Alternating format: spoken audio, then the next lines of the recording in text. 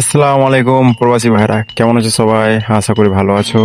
আমার all Facebook friend, তোমাদের জন্য একটা ছোট্ট করে নিউ আনাদার ব্লগ তৈরি করলাম আমি। যে এই যে পিলারটা দেখাচ্ছি তোমাদেরকে, পিলারটাতে কারণ আছে।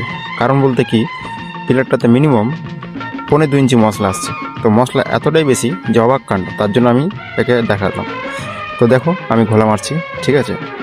যেহেতু ঘোলা পুরো কমপ্লিট দিব, পুরো কমপ্লিট দিয়ে ঘোলাটা আমি কিন্তু এর মধ্যে মশলা ছাপবো। মশলা কিন্তু একবার কমপ্লিট হবে না, যেহেতু 2 বার বা অথবা 3বার রাব করে মারতে হতে পারে, কিছুক্ষণ টাইম লাগবে। আর টাইম নিয়ে ওকে আমি কমপ্লিট দেবো। বাট একটা কথা মনে রাখবে বন্ধুরা, যখনই কোনো পিলার করবা বা কোনো বিম করবা, তো কিছু মশলা কিছু ঘোলা সাথে মিক্স করে যদি মারো, তাহলে ওই পিলারটা বা বিমটা শুকাতে দেবে না। কিন্তু হ্যাঁ, অতি জল মারিও না, ঠিক আছে? এরকম করে করবা, বেশ ভালো হবে। তো ঠিক আছে, এই যে আমার গলা মারা শেষ, আমি শেষ মানে তোমাদেরকে ছেপে কমপ্লিট দিয়ে আবার ভিডিও একটা দেবো। ওকে, বাই। সুস্থ থেকো, ভালো থেকো, আসসালামু আলাইকুম।